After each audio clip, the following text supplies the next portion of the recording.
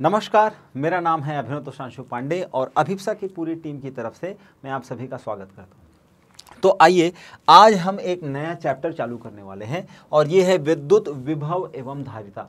कक्षा 12वीं में आपकी एनसीईआरटी की किताब में आपको ये दूसरा अध्याय मिलेगा और यहाँ पर हम क्या क्या चीज़ें देखते हैं आज चलिए डिस्कस कर लेते हैं। तो सबसे पहले यहाँ देखिए कि हमने कूलम का नियम पढ़ा था स्थिर वैद्युतिकी में, मतलब इससे पहले वाले अध्याय में हम लोगों ने पढ़ा था कि कूलम का नियम क्या है। आज हम वो रिवाइज करेंगे, फिर देखेंगे कि कार्य क्या होती है, ऊर्जा क्या होती है। कक्षा 11वीं के कुछ कंसेप्ट में मिलाकर हम यहाँ पर भी ये बात करेंगे। फिर हम एक बार और रिवाइज करेंगे संरक्षित तथा असंरक्षित बल। वैसे आप लोगों ने 11वीं में ये पढ़ा है लेकिन फिर भी, और फिर हम देखेंगे कि स्थिर वैद्युत स्थितिज ऊर्जा क्या होती है और स्थित वैद्युत विभव क्या होता है। तो चलिए शुरू करते हैं आज का ये डिस्कशन।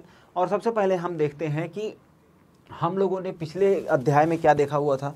हम लोगों ने देखा था कि कूलम का नियम कहता है, क्या कहता है कि जो भी दो आवेश हैं उनके बीच में जो लगने वाला बल है वो दोनों आवेशों के परिमाण के अनुक्रमानुपाती होता है और इनके बीच की जो दूरी है उसके व्युत्क्रमानुपाती होता है। यहाँ पर r क्या है, यहाँ पर r है दोनों आवेशों के बीच की दूरी उनके केंद्र से। और इन दोनों चीज़ों को मिलाने के बाद में हम लोगों ने देखा हुआ था कि F बराबर K Q, यहाँ पर Q छोटा आवेश पहला आवेश और Q दूसरा आवेश बटा R का वर्ग। अब आप लोगों ने ये चीज़ देख ली है, वहाँ पर सारी चीज़ें डिटेल हैं। और ये जो K है ये है भाई, यहाँ पर जो है हम बोल रहे हैं कि ये डायरेक्टली प्रोपोर्शनल है और ये इन्वर्सली प्रोपोर्शनल है, तो ये प्रोपोर्शनैलिटी कांस्टेंट है। और K का मान हम लिख सकते हैं 1/4 पाई एप्सिलॉन नॉट, ये एक नियतांक है, ठीक है। और इस तरीके से हम लोगों ने बल की गणना करना तो सीख लिया था। अब इसके बाद में जो है इस चीज़ को हम लोग आज यहाँ फिर से क्यों पढ़ रहे हैं, तो यहाँ देखिए अब हम बात करने वाले हैं कार्य की। कार्य क्या होता है, तो हम लोगों ने कक्षा 11वीं में पढ़ा था कि कार्य बराबर बल गुणा विस्थापन। अब विस्थापन और बल, यहाँ हम क्या देख रहे हैं कि यहाँ एक गधा है और इस गधे को खींचने के लिए ये व्यक्ति कुछ कार्य कर रहा है। अगर ये व्यक्ति सफल हुआ कि इस गधे को यहाँ से हटाकर यहाँ तक ले आए तो फिर ये जो दूरी है इसे हम विस्थापन कहेंगे। और कुल मिला के लगाया गया बल किस दिशा में, गधे को जिस दिशा में ले जाना है उस दिशा में लगाया हुआ बल और कुल मिला के हुआ विस्थापन, अगर हम इनको गुणा कर दें तो हमको कार्य का मान मिल जाएगा। दूसरी चीज़ क्या है कि बल का जो मान होता है, मतलब बल की जो इकाई होती है वो क्या होती है, न्यूटन होती है, ठीक है, न्यूटन। और जो विस्थापन होगा उसकी इकाई होगी मीटर। तो न्यूटन मीटर जो है ये इकाई होनी चाहिए किसकी, कार्य की। लेकिन हम अपने रोज़मर्रा की गणना में कार्य का जो है जो लेते हैं वो होता है जूल। इसके अलावा आप लोगों ने कैलोरी भी पढ़ा होगा, ठीक है।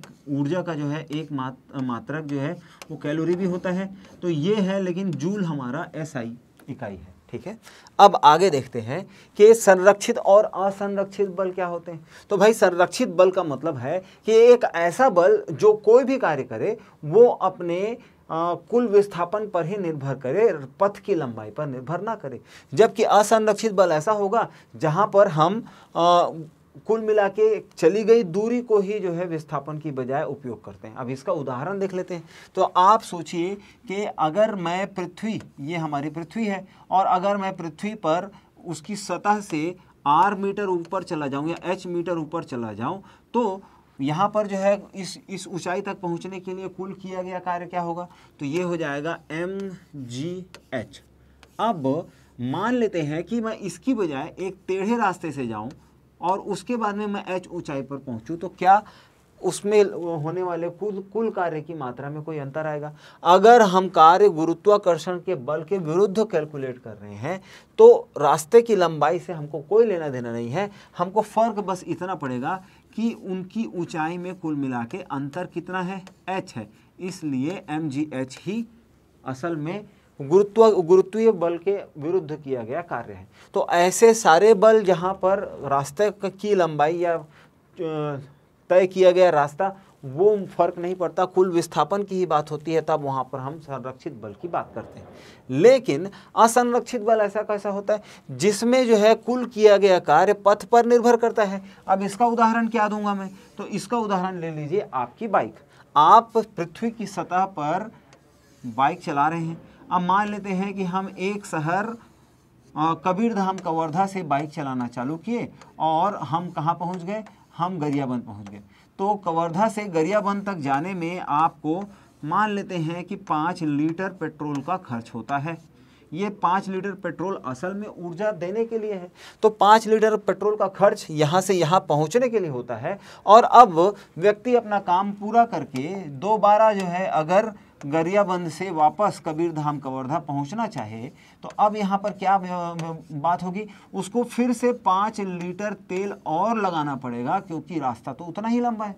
तो 5 लीटर जाने में और 5 लीटर वापस आने में। लेकिन अब इस व्यक्ति जो अपने घर से निकला था और वापस अपने घर पहुंच गया, हम इसके विस्थापन की अगर बात कर लें तो क्या इस व्यक्ति का कोई मूल मतलब कुल मिला के कोई विस्थापन हुआ?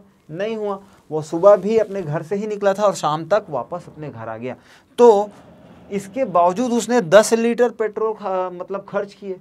तो यहाँ पर क्या है कि अगर आप रास्ते में चल रहे हैं तो आप घर्षण बल का उपयोग कर रहे हैं आगे बढ़ने के लिए, और इसलिए यहाँ पर कुल मिला के जो ऊर्जा है वो जाने और आने मतलब दोनों मामले में पथ पर निर्भर करती है। कुल विस्थापन से कुछ लेना देना नहीं है। यहाँ पर ऊर्जा कैसे खर्च हो रही है? घर्षण के लिए।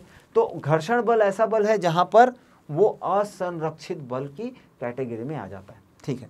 अब यहाँ पर एक बात उन्होंने यहाँ पर लिखी हुई है कि स्थितिज ऊर्जा की जो मूल अवधारणा है वो संरक्षित बल के गुणधर्म पर ही आधारित है। अब इसका क्या मतलब हुआ? देखिए, ऐसा है कि अगर मैं अपने मूल बिंदु से, ठीक है, अगर मैं अपने मूल बिंदु से कोई विस्थापन करता हूं h ऊंचाई तक, और अब मैं यहाँ पर ऊर्जा की बात करूंगा तो ये ऊर्जा जो है स्थितिज ऊर्जा है, स्थितिज ऊर्जा, ठीक है।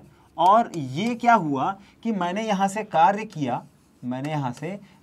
किया किस मामले में? इसको ऊपर ले जाने में, और उसके बाद में यहाँ जाकर इस वस्तु की स्थितिज ऊर्जा में ये पूरा कार्य बदल गया, कन्वर्ट हो गया। अब क्या होगा कि अगर मैं यहाँ पर से इसको वापस आने की अनुमति दूं तो ये जो वस्तु मैंने इस ऊंचाई पर ले जाके रखी है वो लुढ़क कर नीचे आ जाएगा। तो इस बार क्या हुआ कि इस वस्तु की जो गतिज ऊर्जा है ये कहाँ से आ रही है? ये गतिज ऊर्जा असल में स्थितिज ऊर्जा के कारण आ रही है। तो कार्य करके मैंने स्थितिज ऊर्जा बनाई और स्थितिज ऊर्जा जो है वो गतिज ऊर्जा में परिवर्तन करके इसको गति प्रदान कर रहे हैं। अब यहाँ पर समझिए, ये तभी होगा जब ये एक संरक्षित बल होगा। क्योंकि संरक्षित बल होने का कारण क्या है?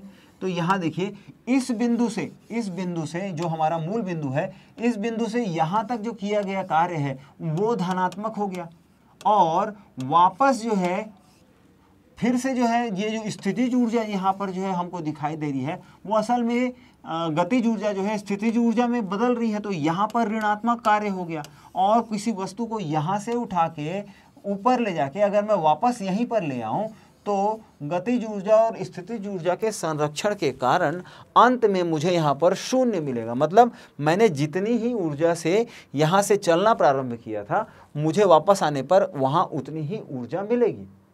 तो अगर ये बल संरक्षित होगा तभी ये चीज़ संभव है, क्योंकि मूल विस्थापन कितना हुआ? कुल विस्थापन यहाँ पर शून्य हुआ, इसलिए कुल ऊर्जा में व्यय भी शून्य हुआ। भाई, हम लोगों ने फॉर्म्स बदले, हम लोगों ने ऊर्जा के स्वरूप बदले, लेकिन कुल मिलाकर यहाँ पर ऊर्जा पहले जितनी थी उतनी ही है। अगर ये संरक्षित की बजाय असंरक्षित बल होता तो यहाँ से ऊपर जाने में मुझे 10 जूल लगते और वापस से फिर नीचे आने पर मुझे 10 जूल और लग जाते। तो इस प्रकार पहले जब मैं यहाँ से निकल रहा होता तब मेरे पास में ऊर्जा कितनी होती? 0 जूल, और जब मैं यहाँ वापस आता तो कुल ऊर्जा कितनी होती? 20 जूल। तो यहाँ पर ऊर्जा के संरक्षण का नियम काम नहीं कर रहा है। वो कब काम करेगा? ऊर्जा के संरक्षण के जो है अवधारणा जो है वो कहाँ पर आएगी? तभी आएगी जब हम संरक्षित के बल की बात करेंगे। ठीक है, तो यहाँ तक बात समझने के बाद में हम आगे बढ़ते हैं।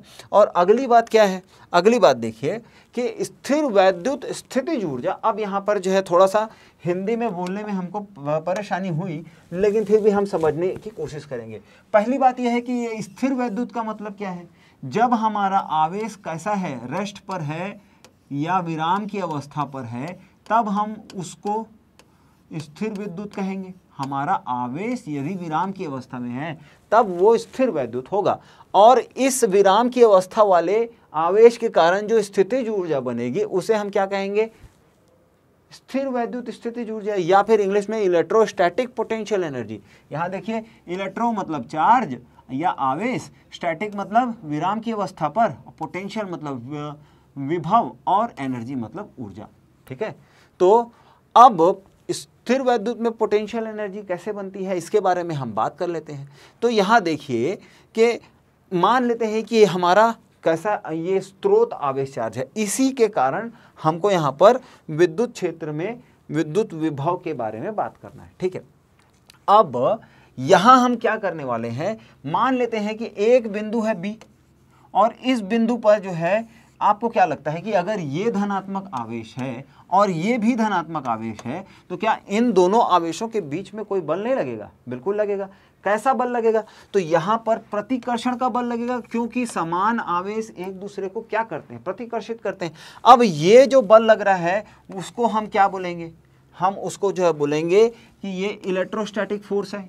भाई ये विद्युत बल जो लग रहा है वो किसके कारण लग रहा है, इन दोनों आवेशों के कारण। अब हम लोगों ने क्या किया कि इसको यहां तक पहुंचाने के लिए, मतलब ये हमारा विस्थापन है, इसको यहां से वहां तक पहुंचाने के लिए इस बल के विरुद्ध इस बल को बाहर से एक बल लगा के इसको ऐसे धक्का देना चालू किया। तो इसको जो धक्का देना चालू किया तो फिर क्या होगा कि ये दोनों बल अगर परिमाण में एक दूसरे के बराबर होंगे, मतलब अगर मैंने ये वाले बल को बोला कि ये 5 न्यूटन है और इसके बराबर जो है मैंने बाहर से एक बल लगाया जो कि कितना न्यूटन होगा, जो कि वो भी 5 न्यूटन होगा लेकिन दूसरी दिशा में।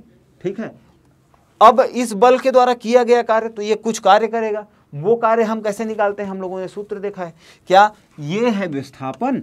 ठीक है, ये है विस्थापन, और इस विस्थापन के कारण जो है हमारे पास में बल भी है, विस्थापन भी है, तो कुछ कार्य भी होगा। तो कार्य अब क्या होगा, देखिए W बराबर F गुणा D, ये कुल मिला के कार्य होगा। अब यहाँ पर F कौन सा है, तो ये एक्सटर्नल वाला फोर्स है, F एक्सटर्नल। ठीक है, छोटा ये लगा रहे हैं हम लोग। तो किसी बाह्य बल द्वारा किसी विद्युत क्षेत्र में एक आवेशित पिंड को डी विस्थापन कराने के लिए जो भी कार्य करते हैं हम लोग, उस कार्य को हम उसकी स्थितिज ऊर्जा मान लेते हैं। आप समझिए फिर से कि कार्य क्या है, हम लोगों ने बाहर का बल लगाकर इस आवेश को बिंदु बी से लेके बिंदु ए तक पहुंचाया, तो हमारा विस्थापन हुआ डी। बाहरी बल द्वारा किया गया यह कार्य इस आवेश के लिए स्थितिज ऊर्जा बन जाएगा। ठीक है, अब आप आगे चलते हैं। तो बाह्य बल द्वारा किया गया कार्य हम लोगों ने क्या देखा कि बल गुणा विस्थापन है, और यहाँ पर जो है, अब इसका मतलब समझिए कि अगर मैंने सिर्फ इस छोटी सी दूरी के लिए बात की और यहाँ पर मैं अगर बोल दूं कि ये dw क्या है, एक छोटा सा किया गया कार्य, और ये dw हम कैसे निकालेंगे, हम ये dw निकालेंगे जो भी हमारा बाहर का बल है Fe, और गुणा इसमें छोटा सा विस्थापन करेंगे dx। ये dx में ये x क्या है, वो छोटा सा विस्थापन है, तो हमको छोटा सा बल मिलेगा। अब हम क्या करने वाले हैं, हम कुल कार्य की गणना करने के लिए क्या करेंगे, dw बराबर F गुणा dx, ये तो हमारा था, और यहाँ पर कुल बल की गणना करना है तो हम जो है यहाँ इंटीग्रेशन कर देंगे, और अगर हम यहाँ इंटीग्रेशन करते हैं तो हम यहाँ पर भी इंटीग्रेशन करेंगे, यहाँ पर बिंदु A और यहाँ पर बिंदु B। ठीक है, अब बताइए F का जो है जो सूत्र है वो क्या है, F का सूत्र है K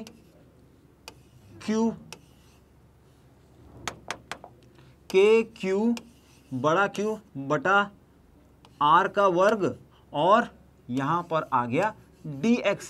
ठीक है, अब यहाँ पर जो है बिंदु A से B तक जो है जो भी हमारा जो है विस्थापन होने वाला है, हम इसको जो है A से B ले लेते हैं। अब अगर जो है यहाँ पर कांस्टेंट चीज़ें क्या क्या है भाई, तो ये सारा का सारा कांस्टेंट है, तो इसलिए हमको क्या मिल जाएगा, यहाँ पर मिलेगा W, dW नहीं मिलेगा क्योंकि अवकलन किए हैं, इसलिए यहाँ पर मिलेगा कुल कार्य, और ये हो जाएगा K बड़ा Q छोटा Q बटा R का वर्ग। और यहाँ देखिए यहाँ पर हमको X मिला हुआ है, तो X मिला हुआ है तो यहाँ पर हो जाएगा X, और इसका जो है जो सीमा होगी वो बिंदु A से बिंदु B तक जाने की होगी। अब इसको हम और क्या सॉल्व कर सकते हैं, यहाँ देखिए ये हो जाएगा K Q स्मॉल q बटा R का वर्ग, और यहाँ हो जाएगा, यहाँ क्या हो जाएगा, B से A तक जाने का जो कुल विस्थापन होगा। ठीक है, तो इस प्रकार से जो है हम कुल किए गए कार्य की गणना कर सकते हैं। ठीक है, अब चलिए यहाँ पर जो है हम लोगों ने देख लिया। एक और चीज़ जो हमको देखनी थी वो क्या है, और वो जो है आपको यहाँ पर समझ में आएगी कि देखिए अगर मैं बल की दिशा में विस्थापन करूं, मतलब यहाँ पर बल का है, बल की दिशा क्या है, ये देखिए बाहरी जो बल है उसकी दिशा जो है यहाँ पर कैसी है, ये बाहरी बल की दिशा जो है धनात्मक है, यहाँ देखते हैं हम लोगों ने किया था। और विस्थापन किस दिशा में हो रहा है, उसी दिशा में हो रहा है। तो यहाँ क्या होगा, बाहरी बल द्वारा किया गया कार्य और विस्थापन की दिशा सेम है, इसलिए जब यहाँ पर हम बल निकालेंगे तो ये बल कैसा निकलेगा, ये धनात्मक निकलेगा। ठीक है, लेकिन अगर मैं इसी को इस तरीके से देखूं कि ये जो स्थिर वैद्युत बल है, मतलब ये वाला बल है, तो अगर स्थिर वैद्युत बल के हिसाब से सोचूं तो क्या होगा, तो क्योंकि इसकी दिशा अपोजिट है इसलिए जो है यहाँ पर किया जो गया जो कार्य है वो नेगेटिव आ जाएगा। क्यों, क्योंकि मेरा स्थिर वैद्युत बल इस दिशा में काम कर रहा है लेकिन विस्थापन इसकी विपरीत दिशा में हो रहा है। तो ये बात हम लोगों ने समझी, और अब हम बढ़ते हैं आगे। ठीक है, तो यहाँ अब देखते हैं कि स्थितिज ऊर्जा, अब स्थितिज ऊर्जा के लिए क्या मतलब एक कंसेप्ट है ये समझिए। तो अब मैंने क्या किया कि मैंने अपना एक स्रोत आवेश यहाँ ले लिया, और इस स्रोत आवेश के लिए मैंने एक बिंदु ले लिया यहाँ पर A और दूसरा बिंदु ले लिया यहाँ पर B। ठीक है, और अब मैं जो है ये पूछना चाहता हूँ कि स्थितिज ऊर्जा क्या है। तो भाई अगर मैं तीसरा बिंदु यहाँ पर ले लेते हैं कि मैंने अनंत मान लिया, तो एक अनंत दूरी है। अब अनंत दूरी होने के कारण जो है यहाँ पर स्थिर वैद्युत बल कितना होने वाला है, तो F बराबर K Q बटा R का वर्ग, ये तो हमारा बल निकालने का फॉर्मूला है। और अगर मैं R को अनंत बना देता हूँ, R को क्या बना देता हूँ, R अगर मैं अनंत बना देता हूँ तो इसके कारण जो है यहाँ पर क्या मिलने वाला है मेरे को, अगर R अनंत है तो यहाँ पर F हो जाएगा शून्य। कैसे, देखिए K Q बटा अनंत, और ये मात्रा जो है क्या बन जाती है, शून्य बन जाती है। ये चीज़ तो हमको पता है। तो अब अनंत दूरी पर कुल मिला के जो है यहाँ पर बल की मात्रा कितनी है, शून्य है, और अगर बल ही शून्य है तो इसके द्वारा किया गया कोई कार्य कैसा होगा, वो भी शून्य होगा। तो अनंत स्थिति पर जो है कुल मिला के कार्य कितना होता है, शून्य होता है। अब मैंने अगर अनंत स्थिति से बिंदु B पर जो है इस आवेश को लेकर आया, कौन से आवेश को, हमारे स्मॉल आवेश Q को, तो इसके द्वारा जो किया गया कार्य है उसको मैं इस बिंदु की स्थितिज ऊर्जा बोल दूंगा। उसी तरीके से अनंत बिंदु से मैं अगर बिंदु A पर जो है आवेश को लाता हूं तो उसके द्वारा जो किया गया कार्य होगा वो हो जाएगा UA।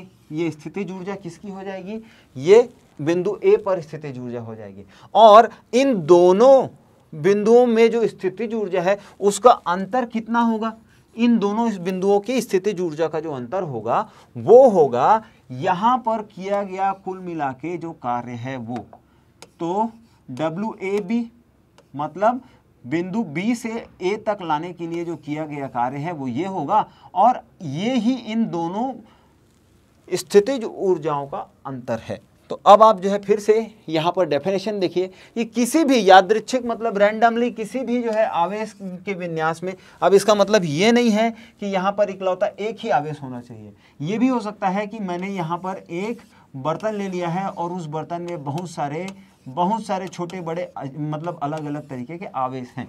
अब मैं इसके लिए विद्युत विभव की अगर कल्पना करना चाहता हूँ तो अब मैं क्या करूँगा कि मैं यहाँ जो है दो बिंदुओं के बीच में जो है जो स्थितिज ऊर्जा में जो अंतर है उसका जो है मान निकालूंगा। और उसके लिए मैं क्या करूंगा कि उस बिंदु को जो है बाह्य बल में से जो है जो अनंत बिंदु से वहां तक लाने के लिए जो कार्य किया गया है उनके अंतर को मैंने क्या बताया, अनंत से बी तक लाया तो यहाँ पर बी का पोटेंशियल एनर्जी निकला, और अनंत से ए पर लाया तो यहाँ पर ए का पोटेंशियल एनर्जी निकला। इन दोनों ऊर्जाओं का जो अंतर है वो कुल मिला के बाह्य बल द्वारा यहाँ से वहां तक किए गए विस्थापन के बराबर होगा। ठीक है, तो ये चीजें हम लोगों ने सीखी। और अब हम सीखेंगे क्या कि ठीक है, और अब हम देखेंगे कि हम इससे जो है क्या क्या निष्कर्ष निकाल सकते हैं। पहला ये है कि अगर यहाँ पर बिंदु ए है और यहाँ पर बिंदु बी है, और हम लोगों ने जो हमारा स्रोत चार्ज है, जो स्रोत आवेश है वो यहाँ पर रखा हुआ है, तो मैं चाहे इस रास्ते से आवेश को लेकर जाऊं, चाहे इस रास्ते से आवेश को लेकर जाऊं, और या सीधे रास्ते से आवेश को लेकर जाऊं, यहाँ पर जो किया गया कार्य है वो पथ पर निर्भर नहीं करता। क्यों नहीं करता? क्योंकि ये एक संरक्षित बल द्वारा जो है किया गया कार्य है। यही तो चीजें हम लोगों ने पहले सीखी थी। अब दूसरी चीज क्या है कि यहाँ पर जो स्थितिज ऊर्जा में परिवर्तन है, मैंने क्या बोला था, यू बी ऋण यू ए बराबर डब्ल्यू ए बी। यहाँ पर मैंने क्या कहा कि दोनों बिंदुओं की जो है जो स्थितिज ऊर्जा है उनका जो अंतर निकालेंगे वो आवेश को यहां से यहां तक लाने में किए गए कार्य के बराबर होगी। ये दोनों चीजें हम लोगों ने देख ली। अब आप देखते हैं कि आवेश की जो स्थितिज ऊर्जा है वो, तो मैंने अभी आप लोगों को क्या बताया था, मैंने आपको बताया था कि एक सोर्स चार्ज, एक स्रोत आवेश, और उसमें जो है किसी बिंदु पर मैं अगर स्थितिज ऊर्जा निकालना चाहूं तो मैं कैसे निकालूंगा, मैं यहां पर अनंत से कोई आवेश यहां तक लेकर आऊंगा। ठीक है, और वो जो अनंत पर जो है उसके द्वारा किए मतलब उस पर लगने वाला बल शून्य होता है, और धीरे धीरे जैसे जैसे मैं पास आता जाता हूं बल का मान बदलता जाता है। तो मैं अगर जो है इस तरीके से देखूं तो कुल मिला के जो स्थितिज ऊर्जा है वो अनंत से उस बिंदु तक लाने के लिए किए गए कार्य के बराबर होगा।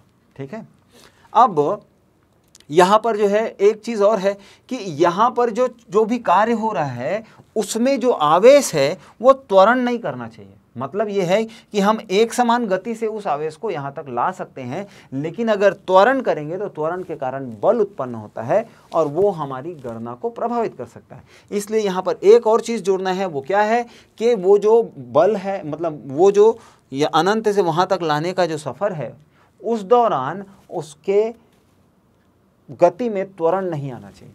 ठीक है, चलिए अब अगली बात क्या है कि स्थिर वैद्युत विभव क्या होता है।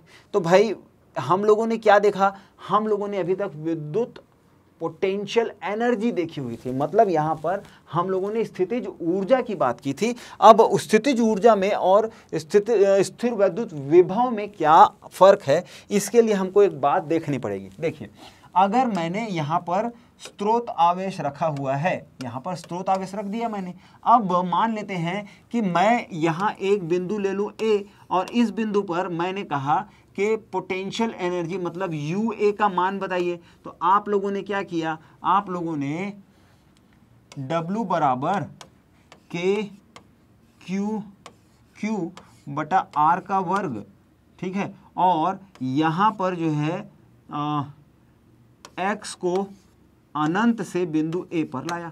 इस तरीके से हम लोगों ने विद्युत का विभव निकाला। लेकिन अब अगर मैं यहाँ पर मान देना चालू करूँ तो आप ध्यान दीजिएगा कि अगर मैं यहाँ पर कैपिटल Q का मान 10 कूलम ले लेता हूँ, और यहाँ पर स्मॉल q का मान मतलब इस Q का मान अगर मैं 5 कूलम ले लेता हूँ, तो जो भी जो है ऊर्जा आएगी, अब इसकी बजाय अगर मैं यहाँ पर